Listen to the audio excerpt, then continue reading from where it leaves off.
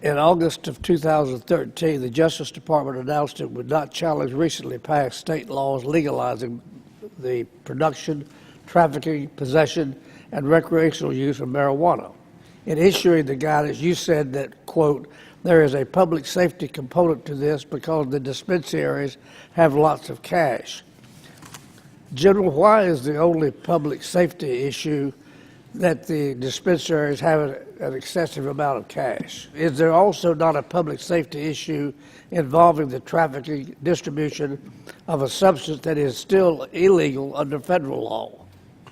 Well, the notion that somehow we have retreated from our enforcement of the Controlled Substances Act with regard to marijuana is not accurate. What we have done is to clarify in a statement, I guess, a pronouncement that the Deputy Attorney General set out 8 factors that we will take into consideration before we use our limited resources with regard to marijuana. Low-level possessors of marijuana were never federal cases. There are a lot of things that are technically violative of the federal law. We don't prosecute every violation of federal law. We don't have the capacity to do that.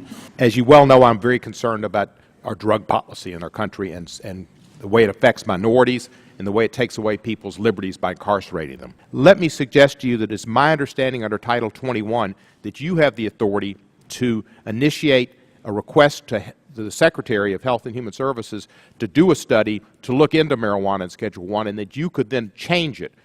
In my humble opinion, and I think the majority of people in this country, there's no way that marijuana should be Schedule I because it's not in the same class as heroin and LSD as it is in the code, so it has medical benefit, and to be Schedule I, it says it has no medical benefit. Well, that's just fallacious. And the fact that this is a high ability or likelihood of abuse, it's nothing like heroin. That's absurd. But the administration has acted on immigration, acted on environmental policy, acting in wages and minimum wages, et cetera. Why won't the administration act with the pen and the phone to help people out with taking this out of Schedule I so it can be studied, because we're all in favor of research?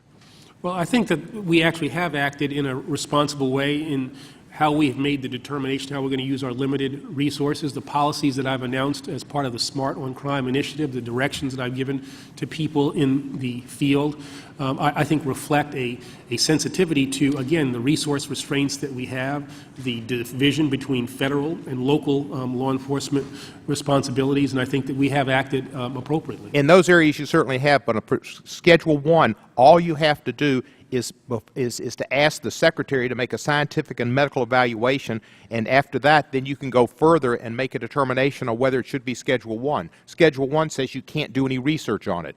Why will you not ask the Secretary under Title 21, Chapter 13, to initiate that program to get marijuana out of Schedule I? It's obviously not Schedule I. Well, what's obvious to one is perhaps not obvious to another. I think, as I said, that given the responsibilities that I have. Well, let me ask you this. The Secretary would make that study to determine it. Why not initiate the opportunity for the Secretary to make the study and base it on science? And until you do that, it's not going to happen.